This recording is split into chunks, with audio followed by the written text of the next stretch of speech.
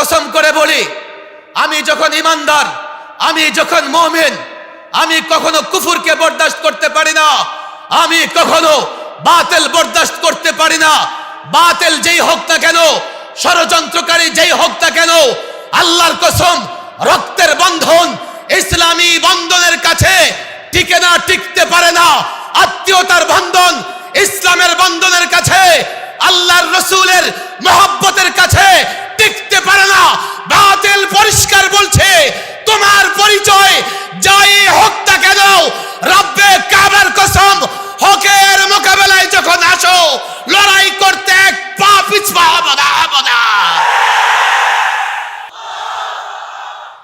কায়েমি স্বার্থবাদীদের বলি, বস্তু পূজারীদের বলি, ফেরাউন নমরুদের খাতায় নাম লেখাবার চেষ্টা করবে না। হযরতে মূসা, হযরতে ইব্রাহিমের অনুসারীরা অগ্নিকুণ্ডে ঝাঁপিয়ে পড়েছে, বাতিলের সঙ্গে আপোষ করে দেয়। হযরতে মূসা নদীতে ঝাঁপিয়ে পড়েছে, বাতিলের সঙ্গে আপোষ করে নাই। রব্বে কাবার কসম, জিন্দানখানা তো দূরের কথা, জ্বলন্ত আগুনে নিক্ষিপ্ত হলেও বাতিলের সঙ্গে আপোষ হতে পারে না। কথা বুঝবার চেষ্টা করো। আমরা কারো ক্ষমতার মস্তক দিয়ে টানাটানি করতে পছন্দ করি না। আমাদের বক্তৃতা স্পষ্ট, একত্ববাদের কথা বলি, রিসালাতের কথা বলি, কোরআন সুন্নাহর কথা বলি।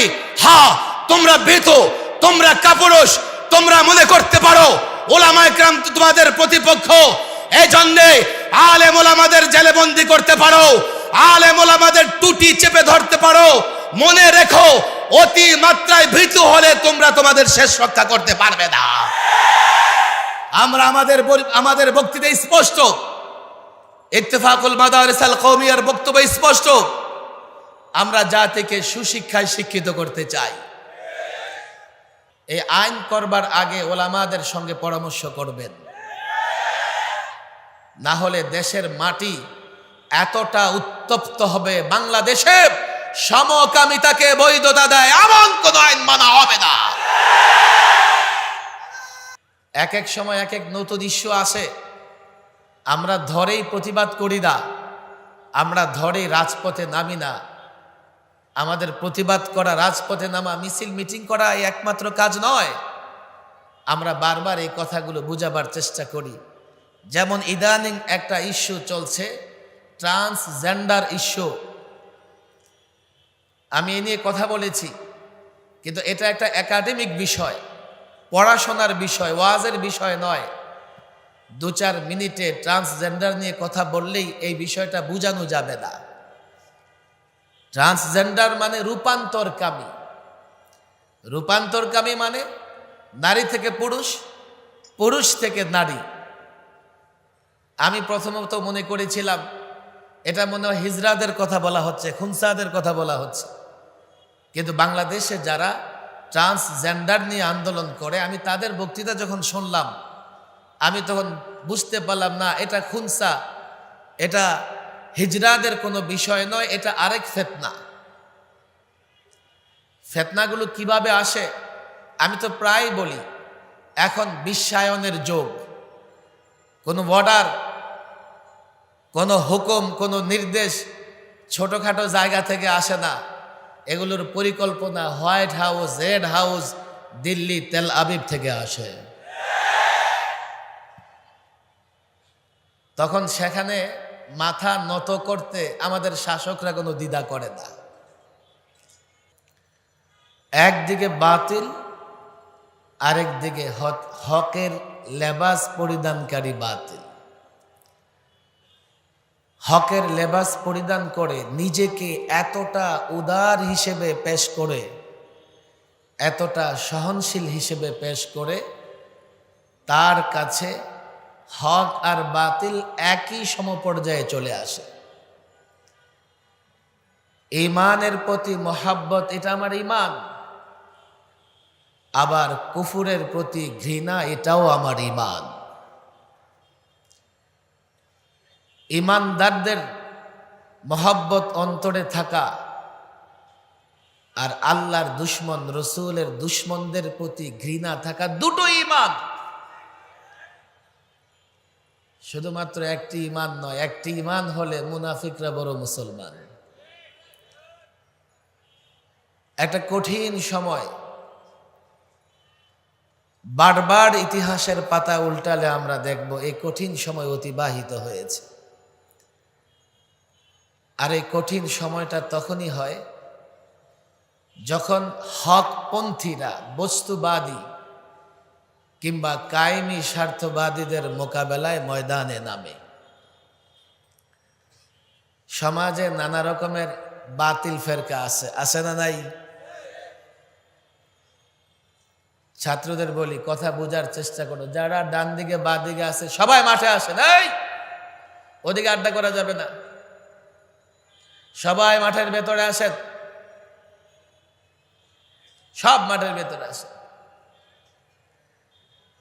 আমাদের ছাত্রদের বলবো, ডানে বায়ে যারা সব সামনে জায়গা আছে, সামনে এসে বসতে হবে, গেটে ভিড় করা যাবে না। দায়িত্বশীলরা ছাড়া গেটে কেউ থাকবে না। আজকাল কথা বলা সহজ কথা নয়। আমি তো কথা বলতেছি, আমি জানি এর জবাব কতটা আমার কাছে, কিভাবে এর জবাব আমাকে দিতে হবে। কথা বললে এক একটা কথার জবাব দেওয়া লাগে। এই দেখো, কেরামান কাতিবিনদের, এ তো তোমরা নিজের চোখে দেখতে পাচ্ছ, চোখে দেখো না এমন অনেক আছে। কোন গ্রামে কি বক্তৃতা করেছে এটাও রিমান্ডের সময় সামনে চলে আসছে। আমি নিজেও জানি না এই বক্তব্য আমি করছি।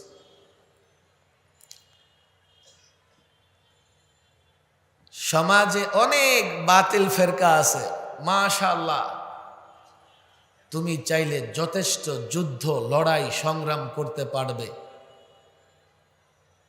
সবাই তোমাকে বাহাবা দেবে, কোথাও তোমার প্রতিবন্ধকতা সৃষ্টি হবে না। কঠিন সময়, কঠিন মুহূর্ত তখনই আসে যখন কায়েমি স্বার্থবাদী, বস্তুবাদী কিংবা বাতিল যখন শাসক হয়। বাতিল যদি তোমার মতো শোষিত শ্রেণী হয়, বাতিল যদি তোমার মতো নিরীহ প্রজা হয়, তার বিরোধিতা করতে, তার বিরুদ্ধে যুদ্ধ করতে কোনো সমস্যা নাই। বিদায় বুঝবার চেষ্টা করো, সব বাতিলের বিরুদ্ধে লড়াইকারী বীরের খেতাব পায় না। বীরের খেতাব পেতে হলে নবী রসুলগণের মৌলিক লড়াইয়ের যে জায়গা ছিল, প্রত্যেক নবী, প্রত্যেক রসুল সময়ের বস্তুবাদী শক্তি, সময়ের কায়েমি স্বার্থবাদীদের বিরুদ্ধে লড়াই করেছেন। হ্যাঁ, পাশাপাশি ছোটখাটো বাতিল ফেরকা, বাতিল শক্তির বিরুদ্ধেও লড়াই হয়েছে। বুঝবার চেষ্টা করো, সব বাতিলকে এক পাল্লায় মাপলে হবে না, কিংবা সব বাতিলকে একই কায়দায়, একই ধরনে মোকাবেলা করার চেষ্টা করলে হবে না।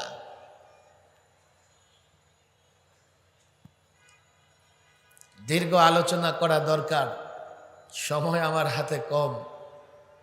মূলত আমি নিজেকে ধন্য করার জন্যই এই মাহফিলে এসেছি।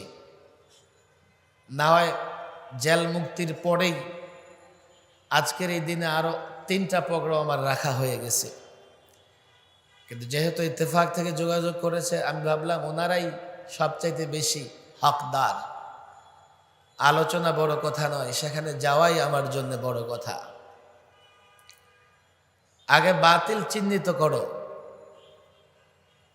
অনেক সময় মানুষ ছোটখাটো বাতিলের মোকাবেলা করে, বোঝার চেষ্টা করো বড় বাতিল থেকে দৃষ্টি সরানোর জন্য।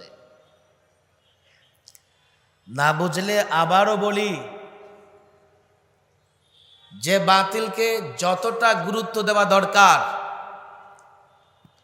সেই বাতিলকে তার চাইতে গুরুত্ব দিয়ে মোকাবেলা করে প্রকৃত বাতিল মোকাবেলার ক্ষেত্রে প্রতিবন্ধকতা সৃষ্টি করা ছাড়া আর কিছুই না। নফল নামাজ পড়া অত্যন্ত উত্তম কাজ। মসজিদে জামাত হচ্ছে, তুমি নফল নামাজ নিয়ে ব্যস্ত আছো। বুঝতে হবে এখানে কিন্তু আছে। এই বিষয়গুলো কেন চিন্তা করতে হবে? না হলে এক সময় দেখা যাবে আমরা মাঠে ময়দানে নিজেদের মধ্যে বা ছোটখাটো বাতিল নিয়ে মতভেদ নিয়ে ব্যস্ত থাকব, আর মূল বাতিল আমাদেরকে গ্রাস করতে থাকবে। একটা সময় ছোটখাটো জায়গায় ঝগড়া বিবাদ করে আমরা শেষ হয়ে যাব। নবী রসুলগণ বাতিলের মোকাবেলা করেছেন। একটা উদাহরণ টানলে আমরা জানি, আমি সেই উদাহরণ টানব না, তবে বিষয়টা পরিষ্কার করবার জন্য কিছু এক্সাম্পল তো দেওয়াই লাগে। কোরআনে কারিমে হজরতে ঈসা, হজরতে মূসা আলাইহিমুসসালাম, হজরতে ইব্রাহিম, হজরতে ইউসুফ, ওনাদের ঘটনাগুলো বারবার বলা হয়েছে, বারবার এগুলো আলোচনায় এসেছে। এক একজন নবীর আলোচনায় যে সমস্ত বাতিলের তেনারা মোকাবেলা করেছেন সেগুলো শুধুমাত্র সামাজিক কিংবা পারিবারিক ছিল না, বরং দুজন পয়গম্বরের আলোচনা সবচাইতে বেশি এসছে। হজরতে মূসা, হজরতে ইব্রাহিম আলাইহিস সালাম, যারা মৌলিকভাবে সময়ের কায়েমি স্বার্থবাদী বস্তুবাদী শক্তির মোকাবেলা করেছেন। আরেকজন পয়গম্বর হজরতে ইউসুফ আলাইহিস সালাম বাতিলের মোকাবেলার চাইতে পারিবারিক হিংসা, হাসাদ এবং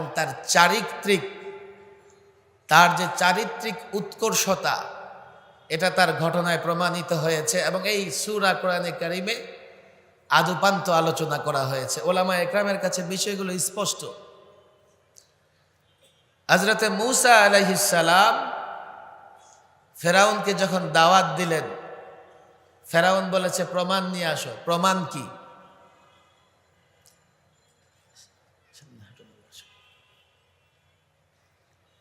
ঘটনা তোমরা জানো। হজরতে মূসা আলাইহিস সালাম যখন মুজিজা নিয়ে আসলেন,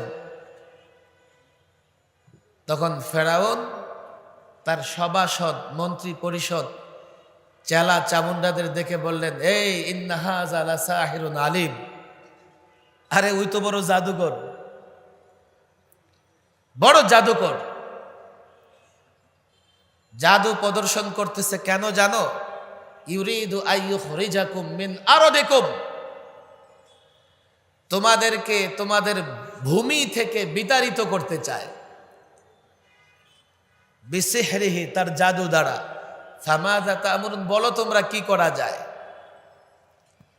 ওলামা একরাম, মুফাসসিরিন একরাম এই জায়গায় বড় সুন্দর কথা বলেছেন।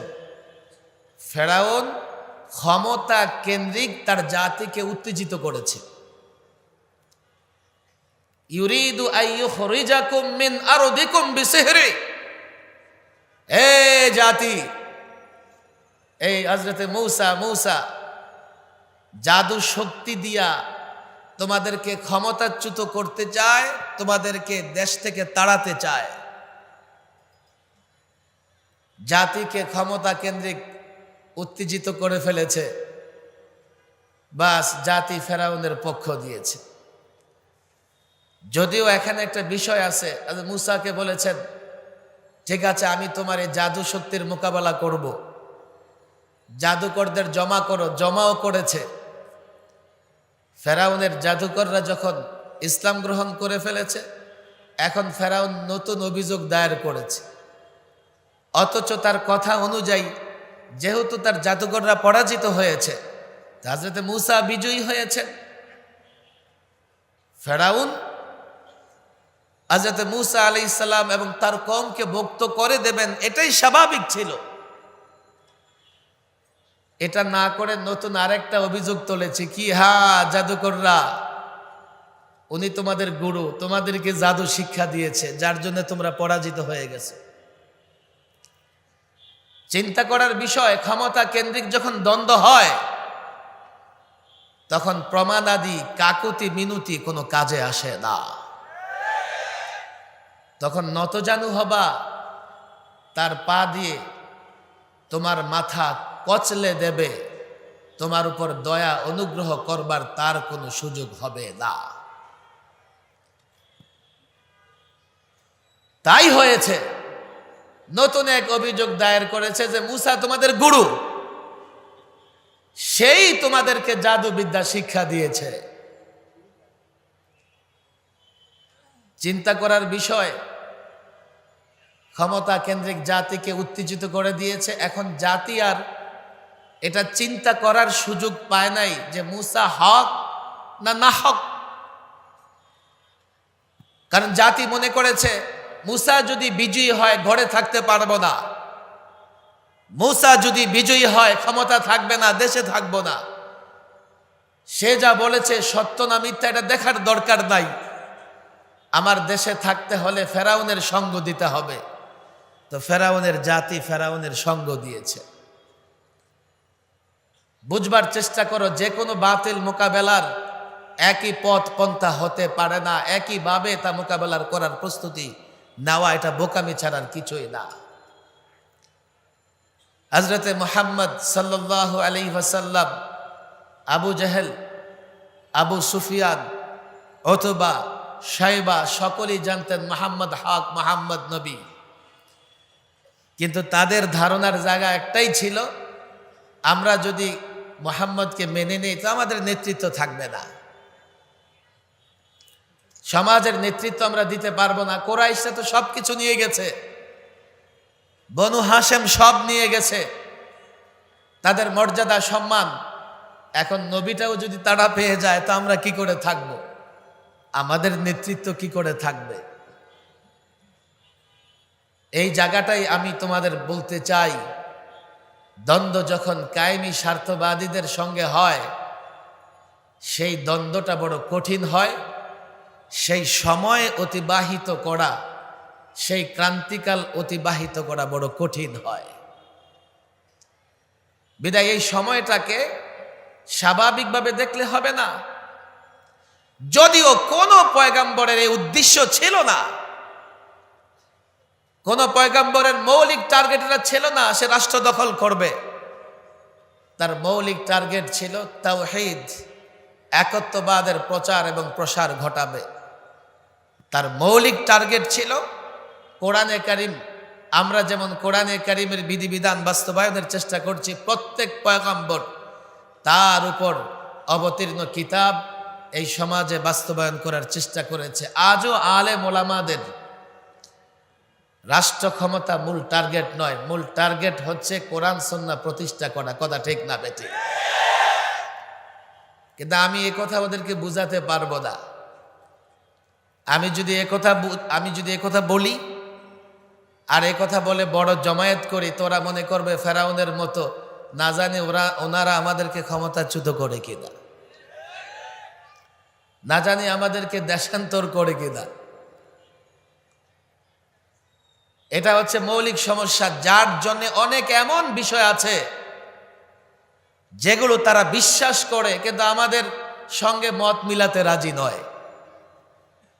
না জানি আমাদের সঙ্গে মত মিলালে সাম্প্রদায়িক জঙ্গি সন্ত্রাসী হয়ে যায় কিনা, না জানি পশ্চিমারা তাদের হাত থেকে তাদের দয়ার হাত তুলে নেয় কিনা। এক একটা বিষয় নিয়ে আমরা কথা বলেছি, আমরা জাতিকে বোঝাবার চেষ্টা করেছি, ক্ষমতায় যারা আছে তাদেরকেও বোঝাবার চেষ্টা করেছি, কিন্তু তারা নিজেদের ক্ষমতা ছাড়া আর কিচ্ছু বুঝতে রাজি না। এক এক সময় এক এক নতুন ইস্যু আসে, আমরা ধরেই প্রতিবাদ করি না, আমরা ধরেই রাজপথে নামি না। আমাদের প্রতিবাদ করা, রাজপথে নামা, মিছিল মিটিং করা এই একমাত্র কাজ নয়। আমরা বারবার এই কথাগুলো বোঝাবার চেষ্টা করি। যেমন ইদানিং একটা ইস্যু চলছে, ট্রান্সজেন্ডার ইস্যু। আমি এ নিয়ে কথা বলেছি, কিন্তু এটা একটা একাডেমিক বিষয়, পড়াশোনার বিষয়, ওয়াজের বিষয় নয়। 2-4 মিনিটে ট্রান্সজেন্ডার নিয়ে কথা বললেই এই বিষয়টা বোঝানো যাবে না।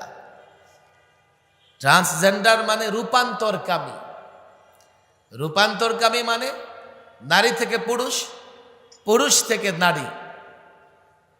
আমি প্রথমত মনে করেছিলাম এটা মনে হয় হিজড়াদের কথা বলা হচ্ছে, খুনসাদের কথা বলা হচ্ছে।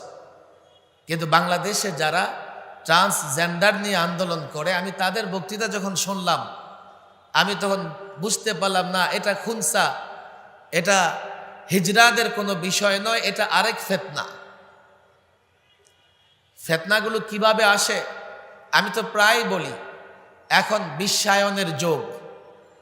কোনো অর্ডার, কোনো হুকুম, কোনো নির্দেশ ছোটোখাটো জায়গা থেকে আসে না। এগুলোর পরিকল্পনা white house, red house, Delhi, Tel Aviv থেকে আসে। তখন সেখানে মাথা নত করতে আমাদের শাসকরা কোনো দ্বিধা করে না, কারণ তাদের মূল জায়গাটা তো লাগবে। আজকে এনজিওরা সুপরিকল্পিতভাবে এমন এক কুফুরি ফিতনা, হারাম ফিতনা জাতির উপরে চাপিয়ে দেবার চেষ্টা করছে। আর এনজিওরা এগুলো চীন জাপান থেকে আসছে এমন না, আমার দেশের যুবক। তাদের স্বার্থ কি? তারা যখন বরাদ্দ পায় সেখান থেকে কমিশন পায়, বেতন পায়, নিজের সংসার চালায়। ওরাও এক ধরনের বস্তুবাদী ফিতনায় নিমজ্জিত। আর এগুলো করবার জন্যে সরকারদের উপরে চাপ প্রয়োগ করতে থাকে। সরকারি লোকেরাও মনে করে তাদের মাধ্যমে যদি পশ্চিমাদেরকে একটু সন্তুষ্ট করা যায় তাতে তো ভালো, আমার ক্ষমতার জায়গাটা পাকাপোক্ত হয়ে যাবে, বাস। আর কি, আলেম ওলামাদের সঙ্গে সম্পর্ক আছে, সম্পর্ক থাকবে, দাওয়াত দিব, খাওয়াবো, যা চাই তাই দিব, আমার জায়গাটা মেরামত করার জন্য ওদের আমার লাগবে। না হলে ট্রান্সজেন্ডার যে ইস্যু, এটা বাংলাদেশে যে কোনো রাজনৈতিক দল হোক না কেন, কোন রাজনৈতিক দলের নেতা কিংবা কর্মী, তার ভেতর যদি স্বাভাবিক জ্ঞান বুদ্ধি থাকে, সুস্থ থাকে, সেটা মেনে নিতে পারে না। খুনসা বা হিজরা যাদের জন্মগত লিঙ্গ পরিচয় সমস্যা, তার লিঙ্গ পরিচয় একটু সমস্যা হয়। আমরা এখন তো এগুলো নিয়ে আইন হবে, এই হবে, সেই হবে। আমি তো বলি আমার মাদ্রাসার জালালাইন জামাতের ছাত্রের কাছে যাও, আইন করে দেবে। তোমাদের ব্যারিস্টার উকিল রাখবে না। ওদের মাথায় আজকে ঢুকছে হিজরা নিয়ে সমস্যা। আমরা ১৫০০ বছর আগে হিজরা সমস্যার সমাধান দিয়ে ফেলেছি। আবার ওরা বলে আমরা নাকি ব্যাকডেটেড, ওরা প্রগতিশীল, আমরা পশ্চাৎপদ, ওরা প্রগতিশীল। আমি তো বলি হ্যাঁ প্রগতিশীল। এখন প্রগতিশীল হতে হতে ব্যাঙের বাচ্চা হয়ে গেছে। আমি প্রায় বলি, আরে ব্যাঙের লাভ দেওয়ার জন্য স্কুলে যাওয়া লাগে? আমাদের আশেপাশে কত ব্যাঙ আছে, একটা ছেড়ে দিয়ে পিছনে লাফাইতে থাকো না, ট্রেনিং দেওয়ার দরকার কি? হ্যাঁ, যখন বানরের বাচ্চার ষড়যন্ত্রে তারা ফেল করেছে, ব্যর্থ হয়েছে, এখন জাতিকে ব্যাঙের বাচ্চা বানানোর ষড়যন্ত্র করতেছে। হাঁসের ডাক শেখার জন্য স্কুলে যাওয়া লাগে? আমাদের বাড়িতে হাঁস আছে না নাই? সকালবেলায় মা যখন হাঁসের ঘর খুলে দেবে, পিছু পিছু হাঁটলেই তো হয়। বেতন দিয়ে শিক্ষক লালন পালন করা লাগে, হাঁস কিনে কিনে শিক্ষকদের বাড়ি বাড়ি দিয়ে দাও। অদ্ভুত টাইপের কথা। আমাদের জেনারেল শিক্ষায় শিক্ষিত অভিভাবকরাও প্রতিবাদ করতেছে। সন্তান দিলাম স্কুলে পড়াশোনা শিখবে, এখন আলু ভর্তা কেমনে বানায়, ডিম কেমনে ভাজে, বিছানা কেমনে ঘুষায়, মশারি কেমনে টানা, এগুলো শিখতেছে। আল্লাহ মাফ করুক, আজকে শিক্ষা ব্যবস্থা নিয়ে কোনো কথা আমি বলতে চাই না। ওলামা একরাম বলেছে, হাইয়া আছে, বেফাকুল মাদারিস আছে, তাদের কাছে অনুরোধ থাকবে আপনারা সরকারকে সুনির্দিষ্ট প্রস্তাব আবারও দেন শিক্ষা ব্যবস্থা নিয়ে। বলবেন যে এটা তো স্কুলের শিক্ষা, রে স্কুলের শিক্ষার্থীরা আমাদের ভাই নয়, স্কুলের ছাত্রছাত্রীরা আমাদের মুসল্লির ছেলে মেয়ে হবে, আমাদের যারা মুহিব্বিন তাদের ছেলে মেয়ে হবে, এদেশের মুসলমানদের সন্তান তারা। আমরা ইমানের পাহারাদারি শুধু মাদ্রাসার ছাত্রের করব, কোনোদিন হতে পারে না। আমরা মাদ্রাসার ছাত্র শিক্ষক শুধুমাত্র আমাদের নিজের ফিকির করি না, এই জাতির প্রত্যেকটা সন্তানের ঈমান আমল হেফাজত করার দায়িত্ব আমাদের। আমি আশা করি হাইয়া বেফাকুল মাদারেস তারা গভর্নমেন্টকে সুনির্দিষ্ট প্রস্তাব দেবেন। কত কথা চলে আসে, বলে না আমরা শিক্ষকদের ট্রেনিং দিচ্ছি যাতে ছাত্রদেরকে আনন্দ মুখর পরিবেশে পাঠদান করাতে পারে। আর তাই ট্রেনিং দিচ্ছ যে চলো, কেউ থাকে কিনা তাও জানি না। স্কুল পরিদর্শনে গিয়ে বলতেছে 80 লক্ষ টাকা স্কুল করলাম, শিক্ষা নাই, ছাত্র নাই, আর নুরানি মক্তবের বেড়া নাই, চাল নাই, ছাত্রের অভাব নাই। আমরা জোর করে কাউকে আনি না। গত পরশুদিন এক ছাত্রকে আমি পাগড়ি দিয়েছি, 6 মাসে কোরআন কারিম হেফজ করে ফেলেছে। জোর করে এত বড় কোরআন কারিম কাউকে হেফজ করানো যায়? অবশ্যই মাদারেসে কওমিয়ার এমন কোন পাঠদান পদ্ধতি আছে যেখানে এত সহজে আমাদের ছাত্ররা পড়াশোনা করতে পারে। যদি তোমরা না পারো, আমাদের নুরানি প্রশিক্ষক নিয়ে যাও, তোমরা তোমাদের শিক্ষকদের প্রশিক্ষণ দেওয়াও, তাহলে সরকারি টাকা নষ্ট হবে না। ট্রান্সজেন্ডার ইস্যু নিয়ে, হিজরা নিয়ে তোমরা এখন মাথা কামাও। সিরাজি পড়েছে এমন একটা ছাত্র নিয়ে যাও, আইনের খসড়া করে দেবে। আল্লাহর কসম করে বলি, জাগায় তোমাদের সমস্যার সমাধান হয়ে যাবে। কিন্তু সমস্যাটা হিজরা নয়। যারা ট্রান্সজেন্ডার নিয়ে আন্দোলন করতেছে তারা এটা পরিষ্কার বলেছে যে না না, এটা হিজরা নয়। এটা কি? এটা হলো আমাকে সকালবেলায় আমি ঘুম থেকে উঠে আমার মনে হচ্ছে আমি নারী, বাস আমি নিজেকে নারী পরিচয় দিব, এখন রাষ্ট্র বলবে হ্যাঁ তুমি নারী। ওলামাদের দৃষ্টি আকর্ষণ করি, সকালবেলায় আমার মনে হচ্ছে আমি পুরুষ, বাস আমি বললাম আমি পুরুষ, পুরুষের মতো প্যান্ট শার্ট পরে বের হয়ে গেছি। এখন আইন আমাকে নিরাপত্তা দেবে যে না এই পুরুষ। আচ্ছা ঠিক আছে, আইন তাকে নারীকে পুরুষকে নারীর নিরাপত্তা দিবে। কিন্তু আজকে যেই নারী সকালবেলায় উঠে নিজেকে পুরুষ প্রকাশ করেছে, আর পুরুষ প্রকাশ করার পরই তার লিঙ্গ পরিবর্তন হয়ে গেছে, জন্মসূত্রে তার লিঙ্গ যাই হোক না কেন, এখন এই ট্রান্সজেন্ডার পুরুষ বিয়ে করবে এক নারীকে, তো ট্রান্সজেন্ডার পুরুষ যেহেতু প্রকৃতপক্ষে নারী, তো নারী করবে নারীকে বিয়ে,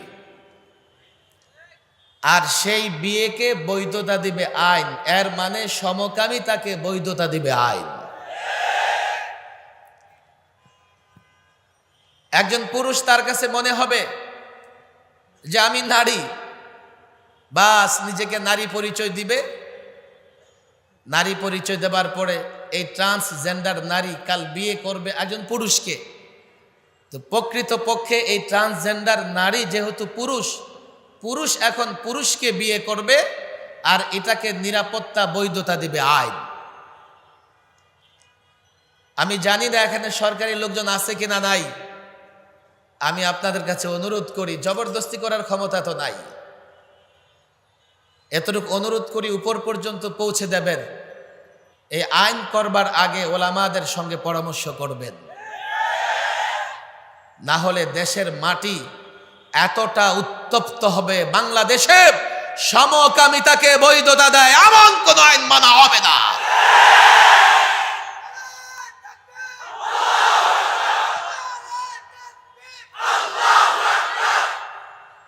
দুইটা বিষয় নিয়ে কথা বলেছি। আলেমদের দায়িত্ব বর্তমান শিক্ষা ব্যবস্থায় যা হচ্ছে এগুলোকে সামনে রেখে সরকারকে সুনির্দিষ্ট প্রস্তাব দেবে।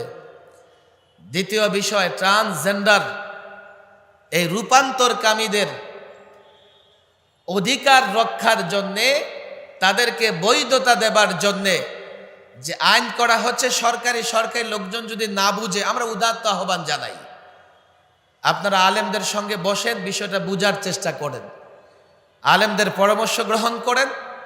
এরপরে এই ধরনের আইন, যে কোনো এই ধরনের আইন করবেন, পদক্ষেপ নেন, না হলে এই আইন এদেশের মাটিতে কোনোভাবেই গ্রহণ করা হবে না। মৌলিক জায়গায় যে আসছি আমি, দেখো কায়েমি স্বার্থবাদীদের বিরুদ্ধে মোকাবেলা, এ সরকার হোক আর ওই সরকার হোক, এ দলের সরকার হোক আর ওই দলের সরকার হোক, পৃথিবীর শুরু লগ্ন থেকেই এই মোকাবেলা চলতেছে। এই মোকাবেলাটা অত্যন্ত কঠিন, অত্যন্ত কঠিন। এক তো ওদের হাতে পাওয়ার থাকে, রাষ্ট্রযন্ত্রগুলো থাকে। দ্বিতীয়ত আমার মতো লেবাসদারি আরেকজনকে সহজেই কিনতে পারে। আজকে তো আমার বলতে লজ্জা লাগে, তারপরেও বলছি, আমাদের মতো লেবাস পরে এমন ব্যক্তিত্ব তৈরি হয়ে গেছে যারা ছাত্রদের মাথা বিক্রি করতেছে।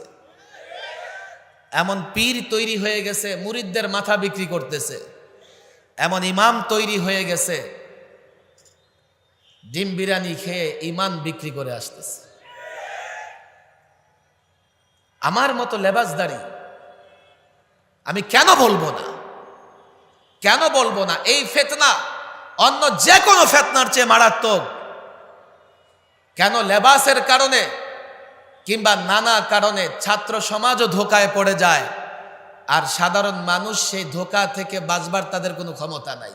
কারণ দেখতে তো দুটো একই রকম লাগে, কার পক্ষে যাবে কার বিপক্ষে যাবে বলে তো একই কথা। আমরা কাদিয়ানীদের বিরুদ্ধে কেন করি জানো? আসলে কাদিয়ানীদের বিরোধিতা করবে খ্রিস্টানরা। কেন? মির্জা গোলাম আহমদ কাদিয়ানী, এখনো তার অনুসারীরা মির্জা গোলাম আহমদ কাদিয়ানীকে ঈসা দাবি করে, ঘুরায়া পেঁচায়া নবী দাবি করে, কিন্তু ইমাম মাহদি এবং ঈসা পরিষ্কারভাবে দাবি করে। বলবেন আপনি কেমনে জানলেন? আমি এ নিয়ে বক্তৃতা করেছি, আমি টেলিভিশনে বক্তৃতা করেছি। আজ থেকে 4 বছর আগে সরকারি মেহমান হওয়ার আগে জার্মানিতে কাদিয়ানীদের একটা আন্তর্জাতিক সেমিনার হয়েছে। সেখানে 100 দেশের বেশি কাদিয়ানী নেতৃত্ব উপস্থিত হয়েছে। জার্মানি এবং ফ্রান্স পৃথিবীর ওই দুটি রাষ্ট্র যারা ইসলাম এবং মুসলমানদের বিরুদ্ধে যেখানে ষড়যন্ত্র হয় অর্থায়ন ওরা করে, ওরা অর্থ দেয়। কাদিয়ানীদের কনফারেন্স পৃথিবীর কোথাও নিরাপদ নয়, জার্মানিতে নিরাপদ। কনফারেন্স করেছে, সেখানে 3000-এর বেশি নতুন কাদিয়ানী ধর্মে অন্তর্ভুক্ত হয়েছে, গ্রহণ করেছে। বিশ্বের হাজারো টেলিভিশন চ্যানেল লাইভ প্রচার করেছে। কাদিয়ানী ধর্মগুরু ওই কাদিয়ানীদেরকে যেই কালিমা পড়িয়ে কাদিয়ানী ধর্মে দীক্ষিত করেছে, সেই ধর্মে সেই কালেমায় যে শব্দগুলো ছিল এখনো ইউটিউব ইন্টারনেটে সার্চ করলে তাদের সেই কালিমা পাওয়া যাবে, যেখানে পরিষ্কার কথা ছিল যে মির্জা গোলাম আহমদ কাদিয়ানী হচ্ছে মসিহে মওউদ। আমরা বলি প্রতিশ্রুত মসিহ। তাহলে খ্রিস্টান যারা হযরতে ঈসা আলাইহিস সালামকে মানে, তাদের দরকার ছিল সবচাইতে বেশি কাদিয়ানীদের বিরোধিতা করবে। অথচ খ্রিস্টান রাষ্ট্র ব্রিটেন কাদিয়ানীদের আশ্রয় দিয়েছে, সেখানে তাদের কেন্দ্রীয় দফতর। কেন জানো? কাদিয়ানীরা যদিও ঈসায়ে মাউদ মনে করে, মসিহে মাউদ মনে করে মির্জা গোলাম আহমদ কাদিয়ানীকে, কিন্তু তাদের ষড়যন্ত্রের প্রভাব পড়ে মুসলমানদের উপরে। তারা তাদের ইবাদতকে, উপাসনাকে তারা নামাজ বলে, তারা তাদের ইবাদত গাহকে মসজিদ বলে। অর্থাৎ মুসলমানদের পরিভাষাগুলো ব্যবহার করে সমান্তরালে আরেকটা ধর্ম তৈরি করেছে। বাজারে আয়োডিন মুক্ত অনেক লবণ আছে, এর মধ্যে ইফাদ, মোল্লা সল্ট, এই সল্ট আছে না নাই? তুমি চাইলে আরো অনেক লবণ বের করতে পারবা, লবণের কোম্পানি খুলতে পারবা, কিন্তু এই অনুমতি নাই যে তুমি এই নামে আরেকটা কোম্পানি খুলবা। তোমাকে একটা ট্রেডমার্ক দিয়ে দেওয়া হবে, এই নামটা কেবল মাত্র ওই কোম্পানি ব্যবহার করতে পারবে, অন্য কেউ ব্যবহার করতে পারবে না। 10 টাকা কেজি, 20 টাকা কেজি লবণের নাম অন্য কেউ ব্যবহার করতে পারে না। আর ইসলামের নাম ব্যবহার করে পাশাপাশি আরেকটা ধর্ম তৈরি করবে, আমরা চুপ করে থাকবো, এটা কোনোদিন হতে পারে না। আমরা ক্ষতিগ্রস্ত হচ্ছে এজন্যই, আমাদের সমস্ত পরিভাষা তারা ব্যবহার করছে। তাদের কাজ হচ্ছে মুসলিম কান্ট্রিগুলোতে, কেননা তাদের অর্থায়ন যারা করে তারা তাদেরকে ছড়িয়ে দিচ্ছে মুসলিম কান্ট্রিতে। আশ্চর্য লাগে, মুনাফিকদের ষড়যন্ত্র ভয়াবহ ছিল। তাদের লেবাস, তাদের শব্দ মুসলমানদের সঙ্গে মিলে যেত। আজকে যারা তাবেদার, 10 টাকায় যারা ডর্জন বিক্রি হচ্ছে, তাদের কারণে ছাত্র সমাজ ধোকায় পড়ছে, তাদের কারণে সাধারণ মানুষ ধোকায় পড়ছে। আমরা যদি তাদের মুখোশ উন্মোচন না করতে পারি, অন্তত সাধারণ মানুষ তাদের ঈমান হেফাজত করতে পারবে না। এই সিলসিলাও নতুন নয়। আল্লামা মুফতি আমিন রহিমাহুল্লাহ ইন্তেকালের আগের বছর ওলামায়ে সুর উপরে কিতাব লিখে গেছেন। দুর্ভাগ্য হলেও সত্যি, যারা সাক্ষী তারাই সেই ফিতনায় পড়ে গেছে। হক তাতে কিচ্ছু যায় আসে না। আমরা যারা এক আল্লাহকে বিশ্বাস করি, মুহাম্মদ আরবিকে মহব্বত করে অনুসরণ করি, আল্লাহর কসম করে বলি, আমি যখন ইমানদার, আমি যখন মুমিন, আমি কখনো কুফরকে বরদাস্ত করতে পারি না, আমি কখনো বাতিল বরদাস্ত করতে পারি না। বাতিল যেই হোক না কেন, ষড়যন্ত্রকারী যেই হোক না কেন, আল্লাহর কসম, রক্তের বন্ধন ইসলামী বন্ধনের কাছে টিকে না, টিকতে পারে না। আত্মীয়তার বন্ধন ইসলামের বন্ধনের কাছে, আল্লাহর রাসূলের মহব্বতের কাছে টিকতে পারে না। বাতিল পরিষ্কার বলছে, তোমার পরিচয় যাই হোক না কেন, রব্বে কাবার কসম, হকের মোকাবেলায় যখন আসো, লড়াই করতে এক পা পিছপা হবে না।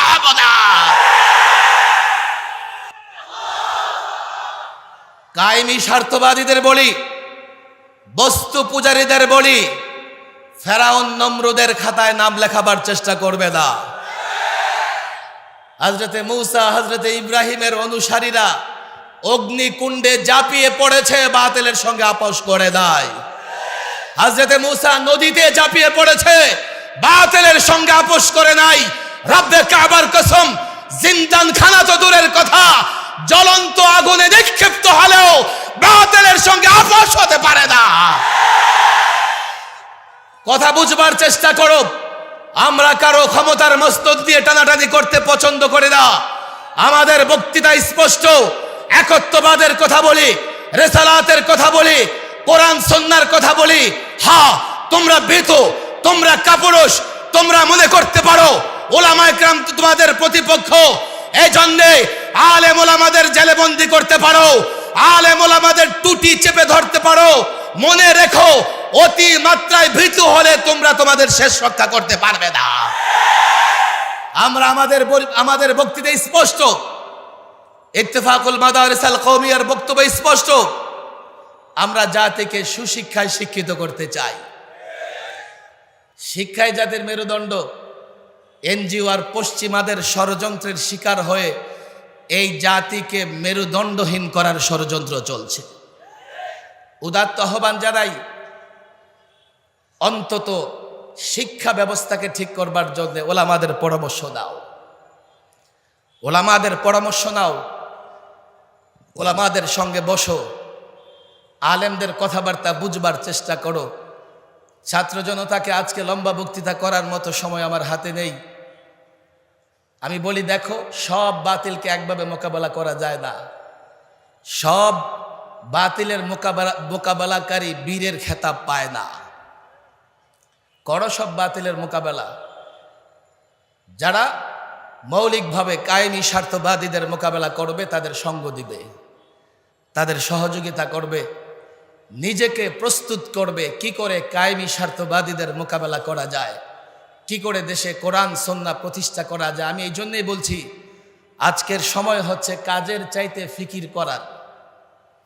আজকের সময় হচ্ছে ইসলামের দরদ লালন করার। আজকে সময় হচ্ছে অন্তত তাহরিকান না হোক, তালিমান ইসলামকে আমাদের সামনে রাখা। আমরা তাহরিকান পারি না, তালিমানও যদি ইসলামকে ছেড়ে দেই, এ জাতির সামনে ইসলামের পরিচয় থাকবে না। আল্লাহ তাবারক ওয়া তাআলা এই মাদারেসে কৌমিয়াগুলোকে হেফাজত করুন। যোগ চ্যালেঞ্জ মোকাবেলা করার জন্য ছাত্রদেরকে তৈরি করে দিন। ওমা তৌফিকি ইল্লা বিল্লাহ ওমা আলাইনা ইল্লাল বালাগ।